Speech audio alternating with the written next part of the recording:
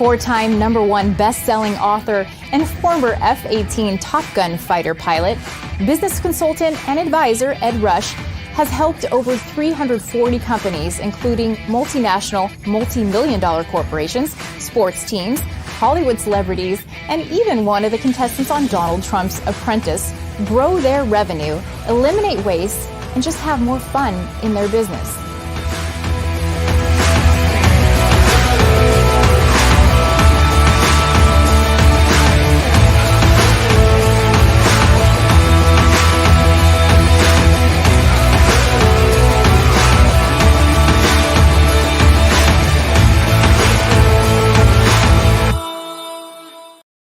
Oh, what a difference 36 years make. I mean, movies have gotten way more real. While you might be able to argue that the world has gotten more unreal. Hey, welcome to the show today. My name's Ed Rush. Today, we're going to break down the original Top Gun movie, but I'm also going to bring in some of the new Top Gun movie. And for those of you who are maybe watching this someplace out in the future, this is Top Gun week. The movie actually comes out in 2 days. I've got 10 tickets. 10 tickets across the back of this beautiful luxury cinema here in San Diego. Actually, I might even have a couple extras, so you don't email me. You never know. Might have an extra seat there in the back of the house. But in a moment, I'm going to break down the movie. We're going to make some business. I'm going to give you some business ideas along the way. You never know what kind of tips you're going to get coming in sideways. But we're just going to have fun. I'm going to answer your questions today, and then we're all going to go watch this awesome movie coming up this week. All right, Ed Talks Live is next.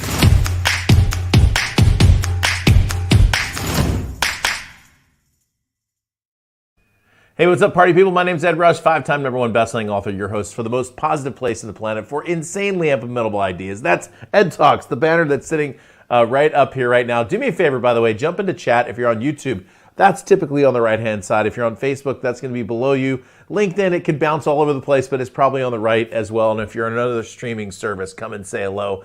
Tell me who you are, where you're from, what you do. I'd love to jump in and say hello to some of our friends in chat, and I'll be doing that in just a moment. We're going to break down the movie today, and what I'm going to do actually is I'm going to show you the new trailer, and then I'm going to show you the old trailer, and you're going to see it's crazy. When I was preparing for the show, I was like looking at the difference between the two. It's really, really different. And I'll show you some of the nuances of the new movie and the nuances of the old movie, and certainly play one of the most poignant scenes in the old movie that connects directly to an experience that I had in the cockpit. And while we're doing it, I'm going to be answering your questions. We're going to have a blast hanging out today in the studio. All right, so without any further ado, be sure to jump into chat. Tell us who you are, where you're from, what you do.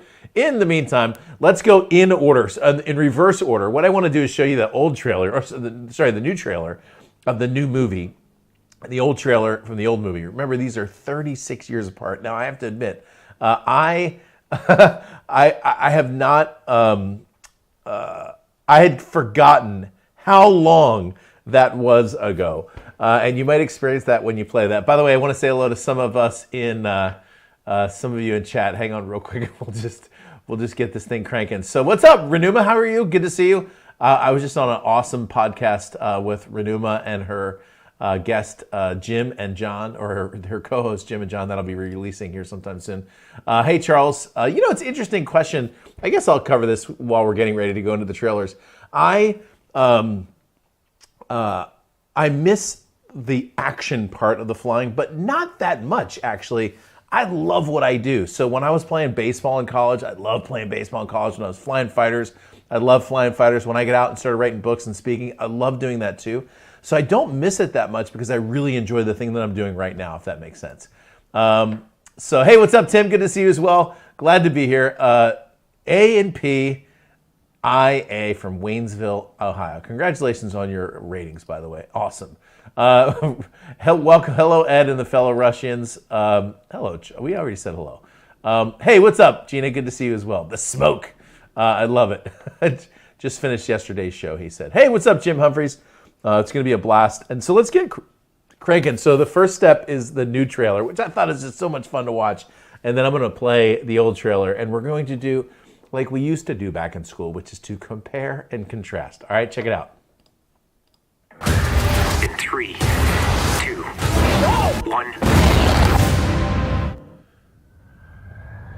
Oh, check that out. Boom. By the way, this is real footage. What do we have here? God, here I thought we were special. Fellas, this here's Bagman. Hangman. Whatever. What the hell kind of mission is this?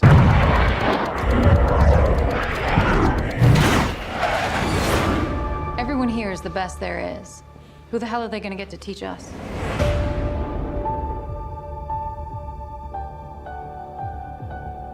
Captain Pete Maverick Mitchell. Let me be perfectly blunt.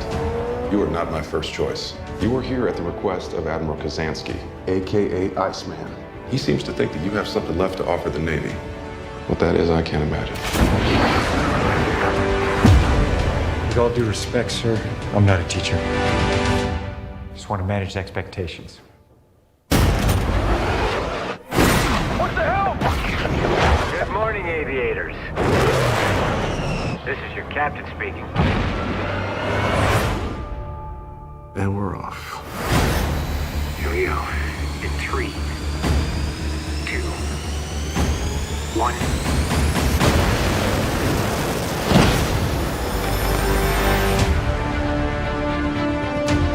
We're going into combat on a level no living pilot's ever seen. Not even him. You think up there you're dead. Believe me.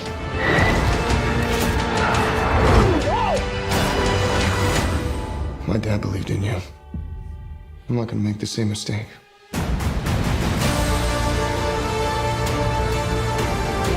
Someone's not coming back from this.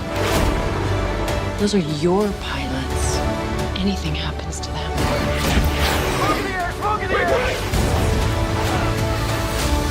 You'll never forgive yourself. No turning back now.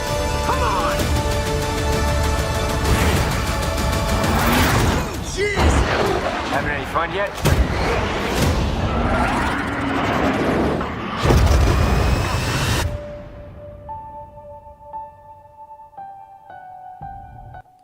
All right, come on now. So if that doesn't give you goosebumps, you know your goosebumper's not working properly.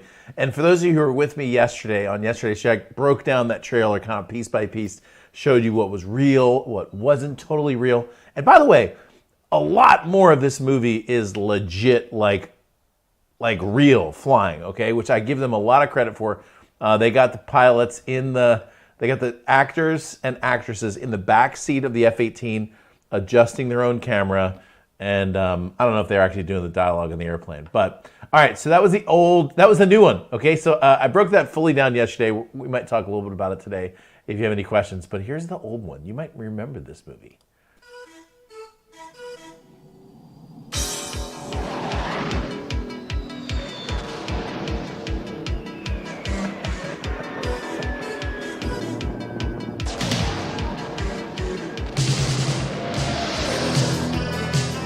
I'm gonna send you up against the best. Yes, sir. You two characters are going to Top Gun. I feel the need for speed. For 5 weeks, you're gonna fly against the best fighter pilots in the world. You guys really are cowboys.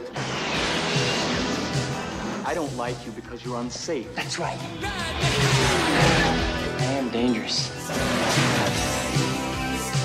The wild card flies by the seat of his pants. Yeah, I guess when I see something, I go right after it. It takes a lot more than just fancy flying. Gentlemen, this school is about combat. There are no points for second place. You figured it out yet? What's that? Who's the best pilot? No, I think I can figure that one out on my own.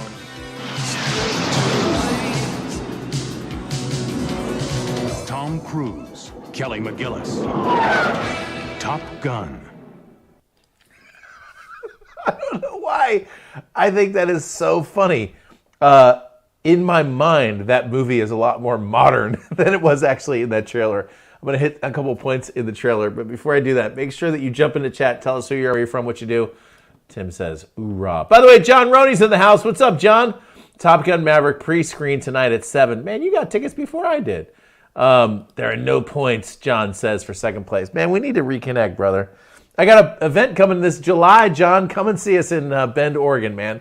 It's been a little while. All right, so I'm going to go back through the trailer. By the way, for those of you who just joined us, my name is Ed Rush. Normally we talk about business on this show. We might hit a little business stuff today. Business, performance, how to get things done. But today we're just having fun. We have fun every day. But we're talking about the new Top Gun movie, which is coming out this week. But I thought it would be fun to talk about the old Top Gun movie. And so I hit that original trailer. Now, a couple things out of that. First of all, Tom Cruise looks like he's about 12 in that movie because, it was 36 years ago. And I got to give Tom Cruise credit, man. I know he gets wrecked a lot in the media. But that guy looks good for 60 or whatever, how old he is. Somebody look that up on Wikipedia and tell me in chat how old he is. But he looks outstanding for 60. So whatever he's taking, whatever he's on, whatever fitness program it is or whatever, we got to figure out what that is, and we can just all be on top of it. Okay, so now, the premise of the Top Gun movie was based on a historical premise. According to aviation history, we pretty much dominated in World War II, as you know. Although there were quite a few very good German pilots, we just eventually, with our Air Force and certainly the British Air Force, became a dominant air power. Then we became a dominant Navy power after World War II because the truth is no one else really had any ships. We had ships to go across the entire globe. But in Vietnam, the airplane that was the predominant fighter in Vietnam was the F-4.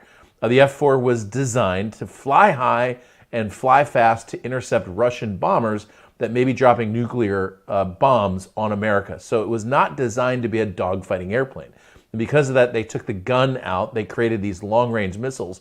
But as a result of that, when we got into Vietnam, we were fighting against those MiG-21s or even MiG-19s that the Vietnamese were flying, like Colonel Toon, who flew against Randy Cunningham in the famous dogfight where they were in a flat scissors.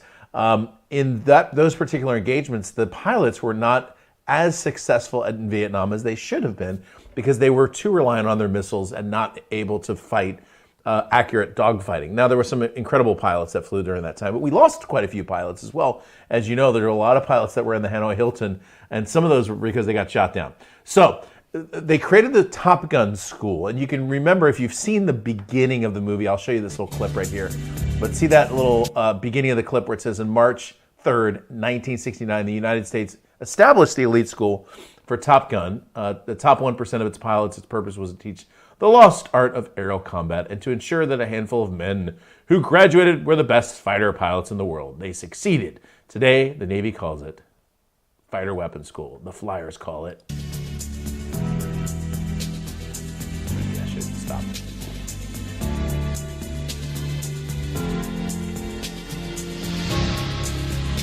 The Flyers call it Top Gun. All right. So...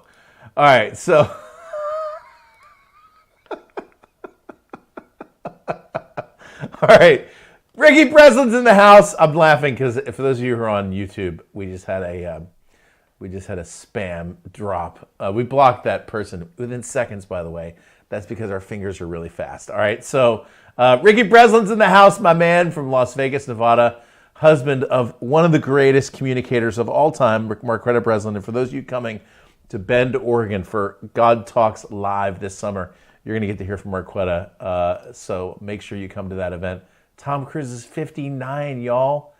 Dang. All right, so back to the original Top Gun. So the premise of the school was that it was to teach fighter weapons maneuvering, and I was a graduate of Top Gun. I don't think it's the top 1%. If I had to guess, per squadron of 18 pilots, which is typical for a Marine or Navy squadron, there would typically be 2, maybe 3 graduates of Top Gun in the squadron at different levels of seniority, right? So they all didn't go at the same time. But like when I was in my squadron, I think there were 2 or 3 folks who had graduated from Top Gun who were in my squadron. So 3 out of 18 is 1 out of 6. So let's call it the top 20% end up going to Top Gun. I will tell you that it's not so much the top 15 or 20% that get to go to Top Gun. It's actually what happens at that school. Unbelievable what the weapons schools do. I was one of the instructors at our Marine weapons school, but the amount of diligence approach towards a fight. So let me give you an example. You start in the one against one dogfighting, then you do 2 against 1, then you do 1 against 2, then you go 2 against 2, then you go 4 against 4, and you simply add up until you're doing these large force exercises. So let's say I go out with my instructor, and the first flight I'm going to do is an offensive. So I start one engagement at 9,000 feet away, one engagement at 6,000 feet, one engagement at 3,000 feet. In other words, just different looks, but you start offensive because we're training ourselves in these examples to train in an offensive maneuvering arena. If you fly that flight with your instructor at Top Gun and you don't pass that flight, you will literally go right back into the airplane and go fly it again. Like, it happens that quickly, and they literally will not let you go to the next step unless you've flown in acceptably in the first one. So what ends up happening is you end up honing these skills by flying and drilling and flying and drilling and repeating and flying and drilling. It's unbelievable how effective that training tool is. And the thing about Top Gun that I loved is you just keep drilling it and you just keep practicing it and you just keep drilling it and you just keep practicing it until you get it right. And you might not show up one of the best, but man, but by the time you leave, I mean, when you leave Top Gun, you are a steely-eyed killer, okay? You can go back to any squadron and beat almost anybody. You are at the absolute top of your game. And it's an interesting business point because what ends up happening in the business world is often we are sold this idea of the magic move. Now, going into Top Gun, the original Top Gun, some of you will remember that Maverick's magic move was you put on the brakes and they'll fly right by. And the premise of the original Top Gun movie was that they're just these skilled pilots that are just so good that they can just be so brash and they can break all the rules and do whatever the heck they want to. But the truth is, the best pilots are the ones who flat out got better because they drilled and practiced and drilled and practiced and drilled and practiced and drilled and practiced, and they did it by doing it. They did the rule that you've heard that says practice doesn't make perfect, but perfect practice makes perfect. Or some would say perfect practice makes permanent, okay? Or practice makes permanent. And so the idea is that you're just drilling and trying and drilling and trying and drilling and trying until you're absolutely at the top of your game. And the same is true in the business world. The same is frankly true for anything that you do. There's a certain number of hours or intensive hours that make for excellence. So let's say you want to be a better speaker.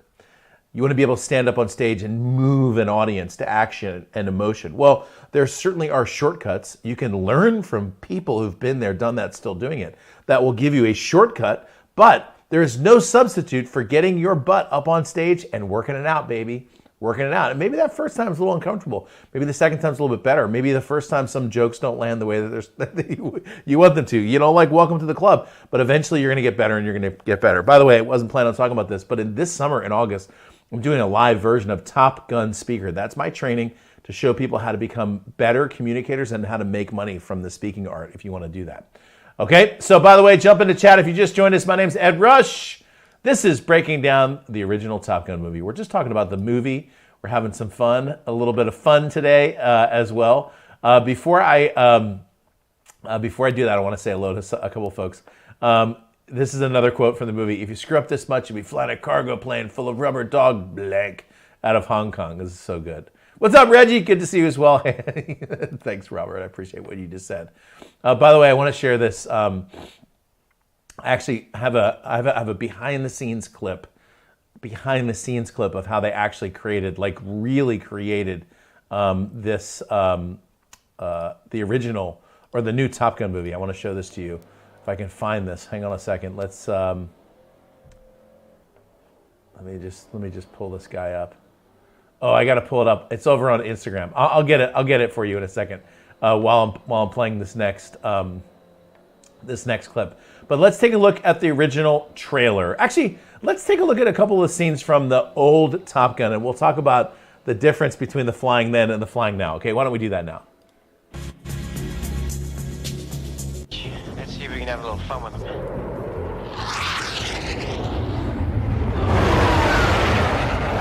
Is this your idea of fun, man? Greetings. Watch the birdie. Jeez, I cracked myself up.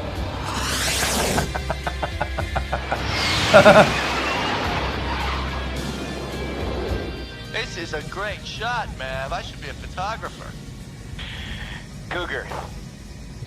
All right, so that, if you remember the beginning of the original movie, the premise there was that Maverick and Goose were in what was called a negative G pushover, 5G pushover, which essentially they were inverted and the MiG was supposedly pushing down.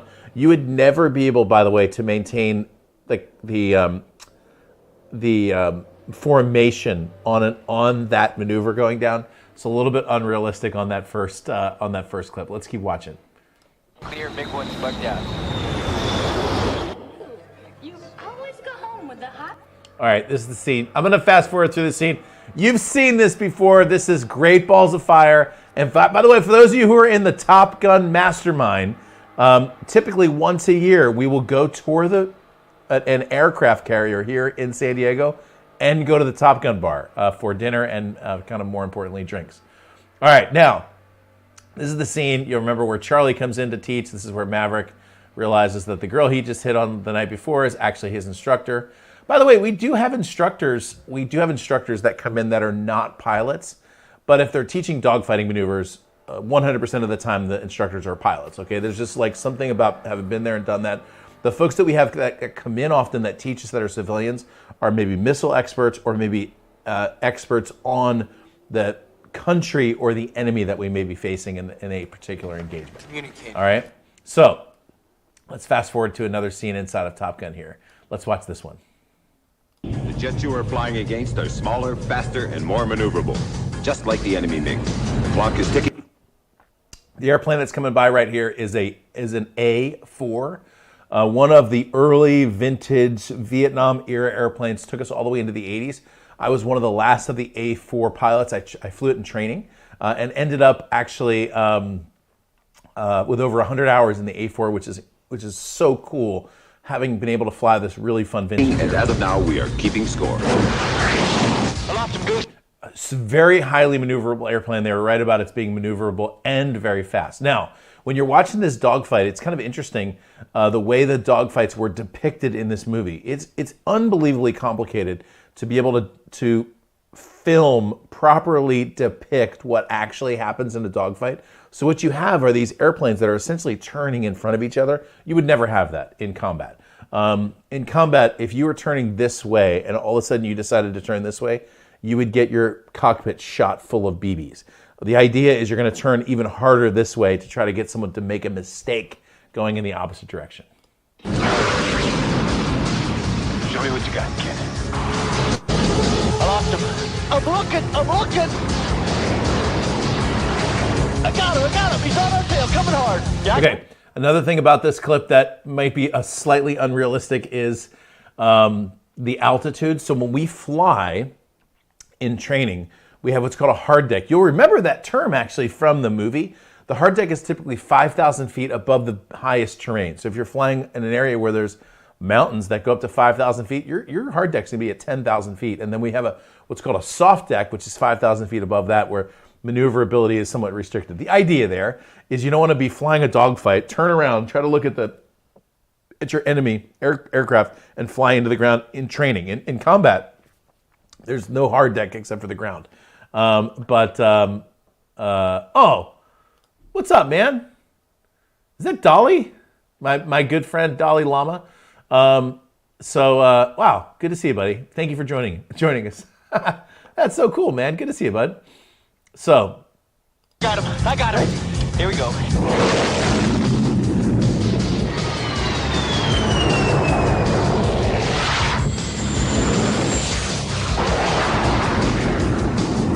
all right, that airplane right there that's flying is an F-14, no longer in action, okay? So a vintage airplane of the past that you can find in museums. Again, not very a good example of the maneuvering you'll see. If you were looking at the airplane behind, I know this clip is a little bit darker than the new clip. If you're looking at the airplane behind, that airplane would be completely shooting the one in front of it. It's in a perfect, what we call WES, which is weapons envelope. All right, talk to me, Goose. He's still back there. He's closing in on us. He's closing fast. You can run, kid, but you can't hide.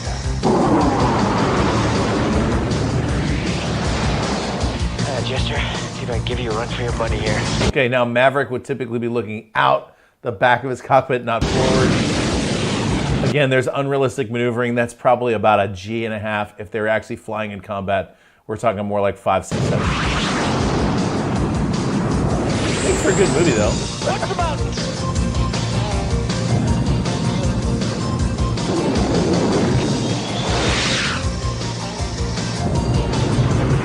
Again, this airplane, the F-14 here, would be done at the point in this dogfight. You can see how in much of a controlling position this A4 is behind him. I know it's a movie, but it's not accurately depicting what happens in this dogfight. Or even what's happening on the radio. He's still back there. Come on, man. You gotta put on the brakes. Yeah, I got him.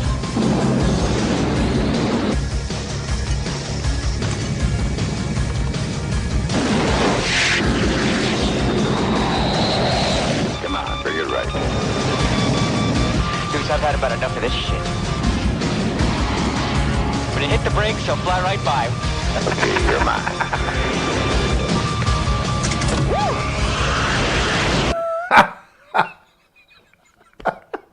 I'm sorry. I shouldn't laugh at this. All right, so Maverick in real life is getting completely peppered.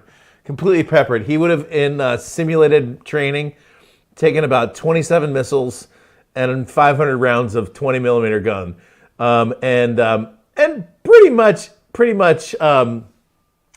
be done with it all. And then there's this like put the brakes on and fly right by. Now there is a maneuvering option to slow down and flush the airplane out in front of you. So that's not why I'm laughing. It's not like that you can't do that. I just think it's funny that he flew around the desert for 15 minutes, turning left and turning right, and then decided to execute his maneuver that apparently nobody else knows how to. Oh, there he goes. Oh, I got him. Jesus Christ. See what you got now, Chester. Okay, man, let's turn and burn. Turn and burn. Oh, there we go. Now, I'm not exactly sure. Hold on. I'm not exactly sure what that is. Hold on. Let's watch that again. So right in the middle of the dogfight, two airplanes just decided to do 360-degree rolls. No purpose at all to that combat maneuvering. None. If I was looking behind me at an enemy aircraft and he started rolling, I don't think I would start rolling. I would turn as hard as I could so that they could not see me. Oh, there we go.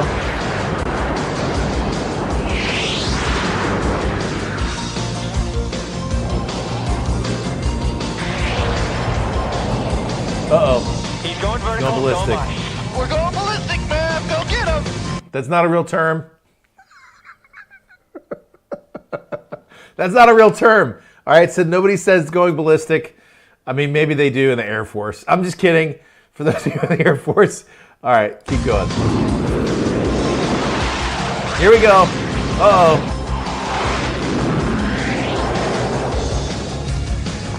He's going for the hard deck. Let's get down there first and nail him, man. No way, Chester. You're mine.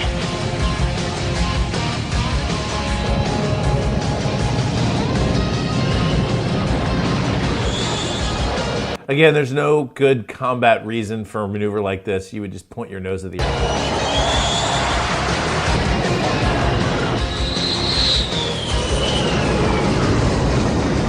I got you now. Chester's dead. Chester's dead. Yeehaw! Get your butts above the hard deck and return to base immediately. Oh, Chester's upset. Chester's upset. Now here's the deal. In the real here we go. So I had to watch this last part. Hold on. Tower, this is Ghost Rider requesting a flyby. Negative, Ghost Rider. The pattern is full. No, man. This is not a good idea. Sorry, Goose, but it's time to buzz the tower.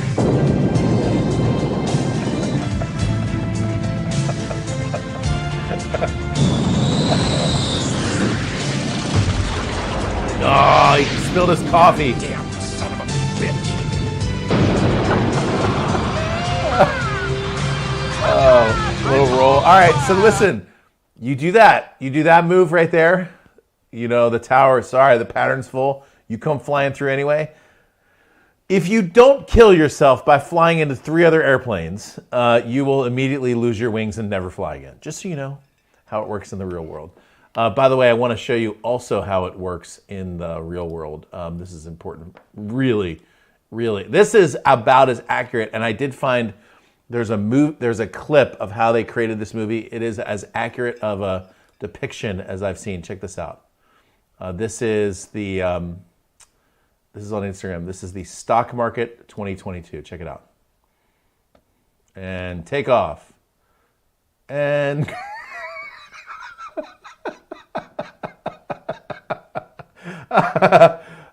so, hold on. One more time. Up.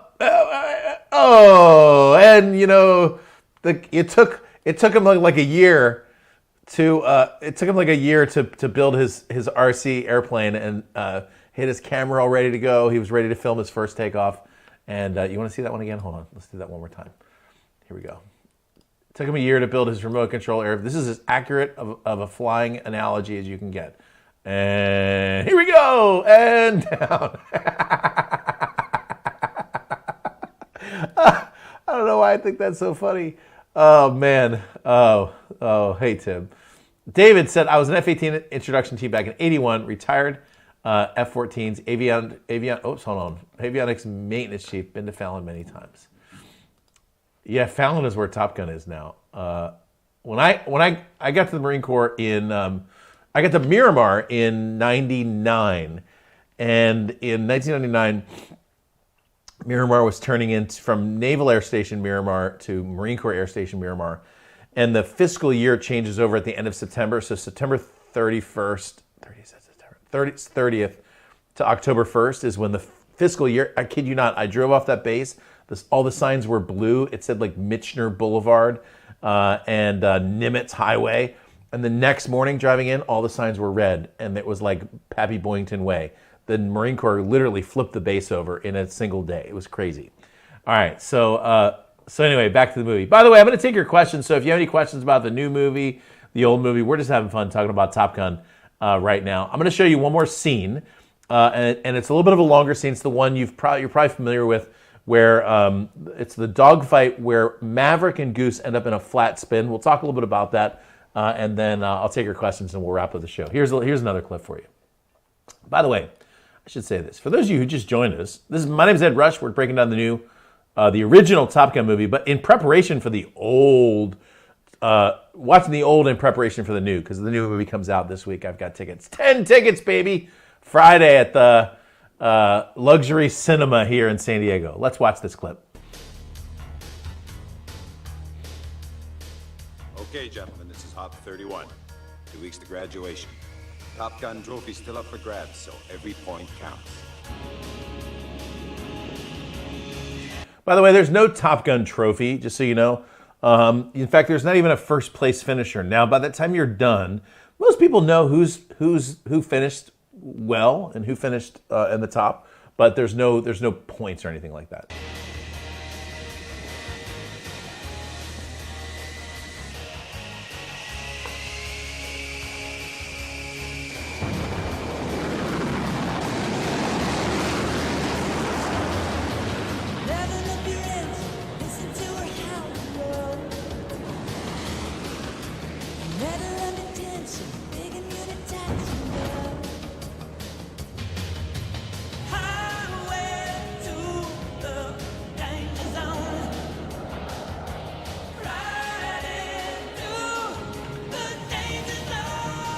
Oh, there's Iceman and Maverick. It's bottom of the ninth, the score is tied. It's time for the big one. You up for this one, Maverick? Just a walk in the park, Kazansky. You know, the big difference in the two movies, other than the fact that it's been 36 years, is all of these shots of these actors were taken in a studio. So they're just sitting in a studio acting, but the new movie, they're going to be all in the airplane, which is kind of cool. All right, so you can see the bad guys. Again, in real life, see how this dogfight starts? I know this clip is a little dark as well. They come down on top of these 3 airplanes. In real life, you would target those airplanes and say, you got this guy, you got this guy. You'd point your nose down, shoot your missiles, and be done. And it would happen in about 7 seconds, all right? Not like this.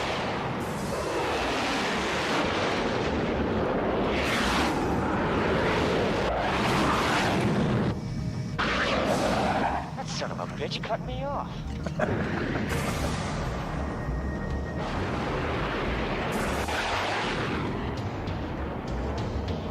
Come on, Jesus Christ. Now, if you remember the show yesterday, you'll remember 2 airplanes in combat will not be flying this close. First of all, it's not a very supportive position.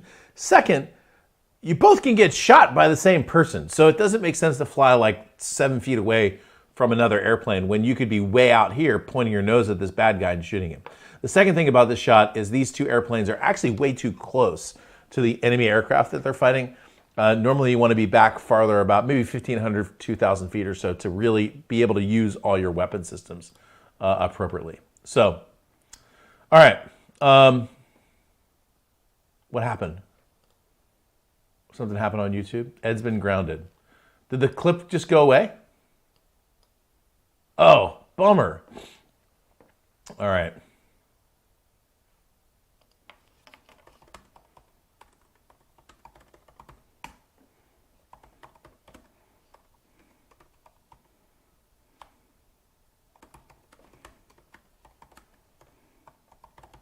For those of you on YouTube, hang on, let me see if I'm still live on LinkedIn. Hold on a second.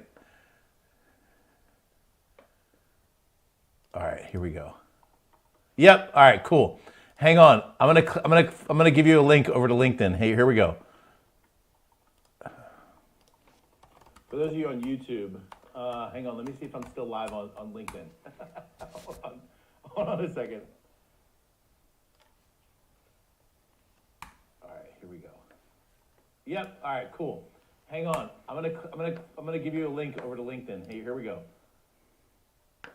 All right. We are back. So, by the way, for those of you who are watching me on any other stream other than YouTube, YouTube just shut the show off because of policy violations, which I think is interesting. I think I'm showing too much of the movie. So, oh well. I guess LinkedIn has got okay, is okay. So here we go. Hulu, Amazon Prime Video are making sure he's not streaming free movies. Yeah, that's exactly right. Come on, join me over on LinkedIn. And by the way, as you get over here on LinkedIn, do me a favor and jump in. Here, I'll do that in chat.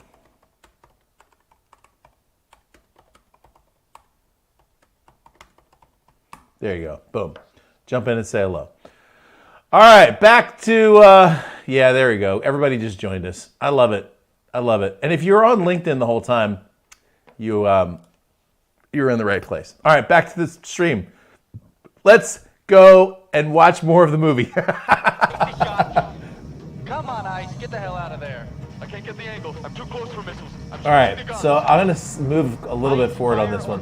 This is Iceman trying to figure out how to, thank you. Everybody's just saying hello on LinkedIn. This is great. See, now this is what fighter pilots do, right? You just adjust. You just adjust. All right, I'm going to move forward just a little bit. There's this whole scene where Maverick's trying to get the shot and it doesn't work, and here we go. And next thing you know, he ends up in some sort of extremis. Watch this.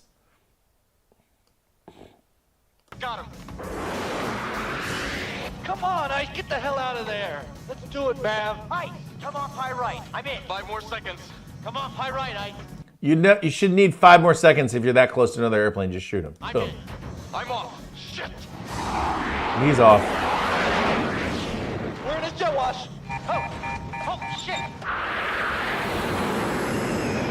This is not good. Shit, we got a flame out, Mav. Engine 1 is out. Engine 2 is out. Engine 2 is out. Goose, I'm losing control. I can't control it. It won't recover. Shit.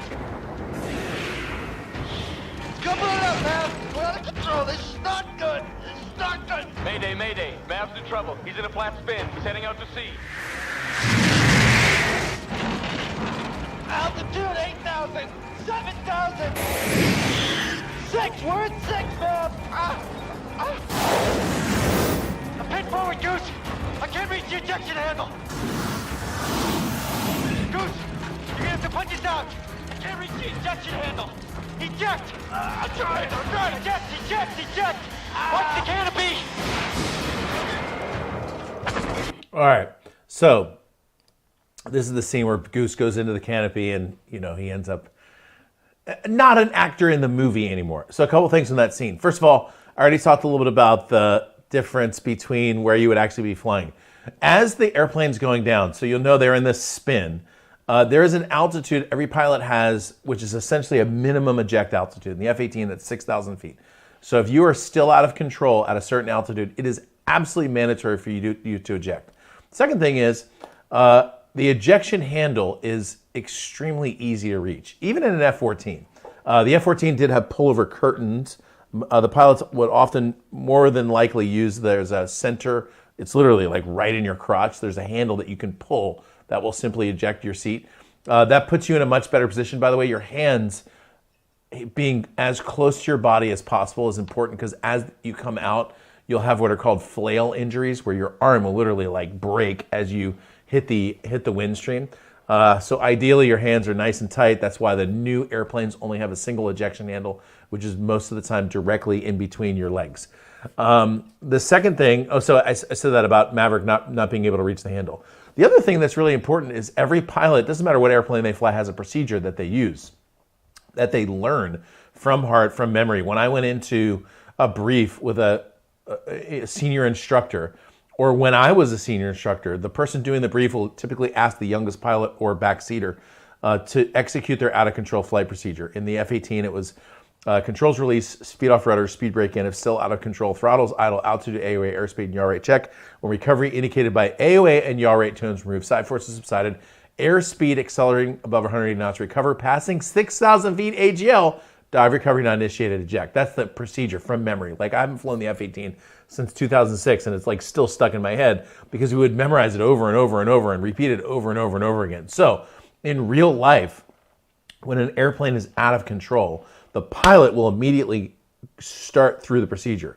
And you would hear the pilot saying, controls release, feet off rudder, speed brake in. It's still out of control. Throttles, idle, altitude, AOA, airspeed, and yaw rate check. You would literally be executing and going through the steps as you're doing that. And so the most unrealistic part, frankly, of that movie was the extremist nature of the people in the cockpit. There's something quite amazing that happens under duress to people who are trained properly, which is they execute procedures.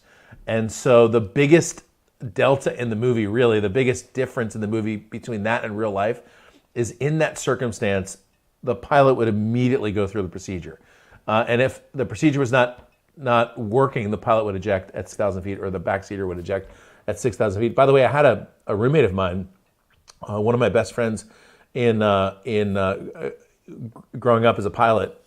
We lived together down at Pacific Beach, who was out of control of the airplane. At 20,000 feet, his airplane went out of control. He picked up a out of control flight mode called a falling leaf, very difficult to recover from, and executed the procedure flawlessly on the way down, hit 6,000 feet, ejected, landed in the desert, got picked up by a helicopter, and was home that afternoon. In fact, he was home that afternoon, and the executive officer asked me to drive him home. I didn't drive him home. I drove him right to PB Bar and Grill, where we got free drinks for the rest of the night because of his. YouTube just took me back. Apparently YouTube feels bad. Hold on, let me see. Oh, there we go. Oh, the YouTube's like, I'm so sorry, Ed. I'm so sorry. Please, when you're president, don't be upset at us at Google. Okay, so now they're just trying to make up for it. All right. So it was probably that Instagram video that I showed anyway. All right. So thanks for jumping on. John says, I'm on LinkedIn. We're back in business. Thanks, Jim. I love the flying and practical view of the film, and especially real flying. It was a lot of fun. So the crazy thing is when they made the F-18, and this I think is the point that I'll wrap up on. When they made the F-18, the engineers decided to code the perfect out-of-control flight maneuver into the software. So I'll give you an example. So let's say you're in a spin. Let's say you're in a spin in an F-18.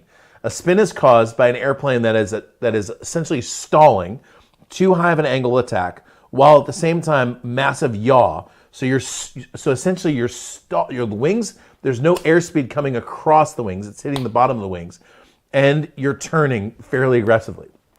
So the world's spinning around.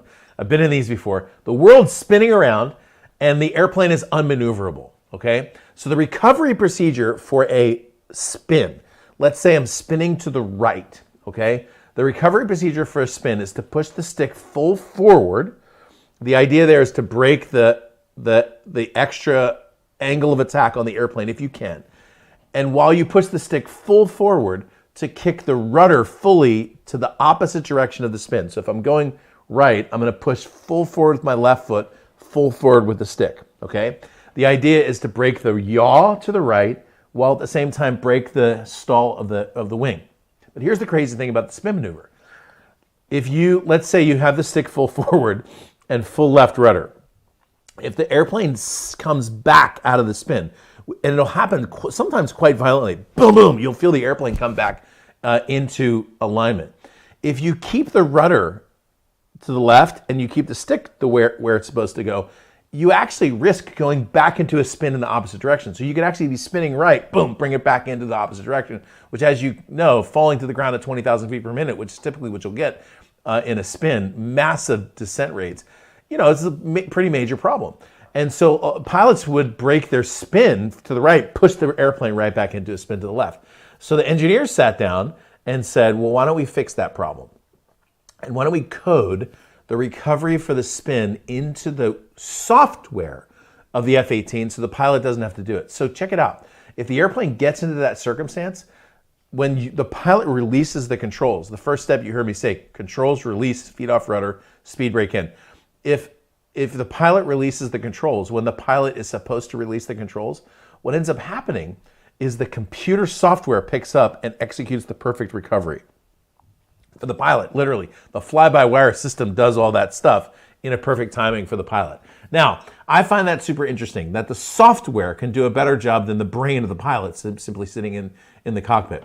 And this is kind of the point that I'll wrap up on, which is you have that software too.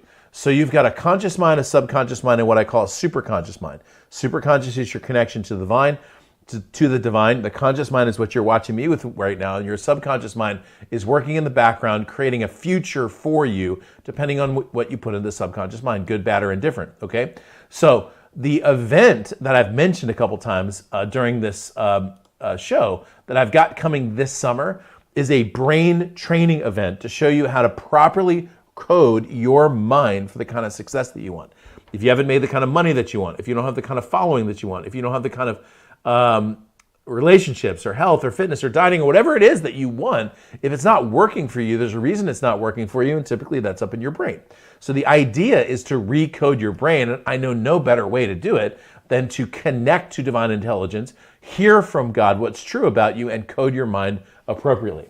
Now, the event is at edrush.com/godtalks, and I'll take you to the page in just a moment, but what I will tell you is today and tomorrow, this expires tomorrow. So the deal is, here, check it out. So let me just show you, I'll show you really quickly, the event. So the deal at the event, like if you go to the event page, you can see it's Friday, Saturday, July 8th and 9th. It's in Bend, Oregon. You can also watch it streaming online. When you can see a whole bunch of testimonials, success stories of people who've come to the event. But when you go to the bottom, you'll see there's a live attendance and a virtual attendance. Live attendance, virtual attendance. And the price is $497 or $497. But check this out. Little secret code for you, okay? Watch this. Watch this. Check it out. When you get to the checkout page, if you go to the payment section and you type in a promo code, watch this. If I type in special, the word special, it changes it to $297. Now, check it out. Here's an extra added bonus. When you get here and change this to $297, this code special also lets you bring a guest, a spouse, a friend, a business partner for free, okay? So the link is edrush.com/godtalks and use coupon code special. You get $200 off, but you also get to bring a guest for free. So it works like this. You get 2 tickets for the price of almost half of one. It's like 70% off. Instead of paying $1,000 for 2 tickets, you're going to pay $297 for 2 tickets, which is an absolute no-brainer. That's like a hotel room. All right. So register now, like today or tomorrow. Get your seat locked in. And by the way, if you register now and you find out later you can't make it, we'll just give you a refund. So there's no risk in registering now, other than the fact that if you wait, the price is going to go up. All right. So there's my little pitch for God Talks, which is absolutely an event that you need to attend. Okay. So without any further ado, and without getting kicked off of YouTube anymore. I'm going to have to apologize to YouTube, or they're going to have to apologize to me. I'm going to wrap up today's show. I think what I'm going to do is I'm going to wrap up today's show by playing the new trailer. I played that in the beginning, but I'll play the new trailer for Top Gun. In the meantime, I'll jump into chat and say hello and thank you to some of you or to all of you. Thanks for your time and attention. I'll be back, by the way. I'm not sure when. I'll be back. I've got a new show that I'm planning. We'll see where that ends up streaming. But I've got a new show that I'm planning that's going to be an absolute blast. So let's wrap up today's show by watching the new trailer and then email me. Tell me what you think about the movie. All right? That's it. Ed Talks Live is out. I will talk to you soon. Here we go. Here we go. In 3, 2, 1.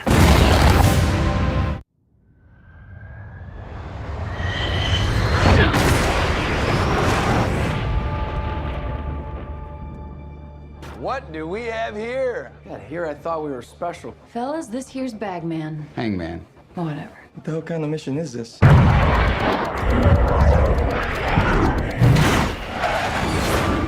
Everyone here is the best there is.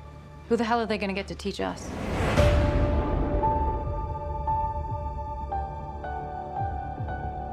Captain Pete Maverick Mitchell. Let me be perfectly blunt. You are not my first choice. You are here at the request of Admiral Kazansky, AKA Iceman. He seems to think that you have something left to offer the Navy. What that is, I can't imagine. With all due respect, sir, I'm not a teacher. Just want to manage expectations. What the hell? Good morning, aviators. This is your captain speaking. And we're off. Here we go. In 3, 2, 1.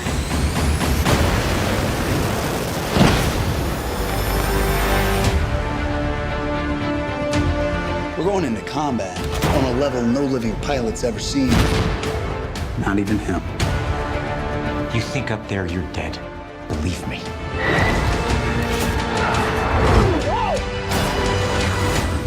My dad believed in you. I'm not gonna make the same mistake.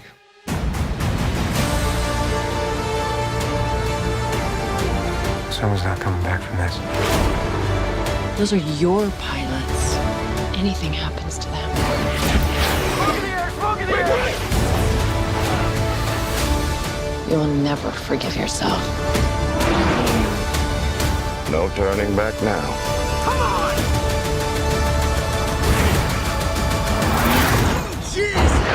Having any fun yet?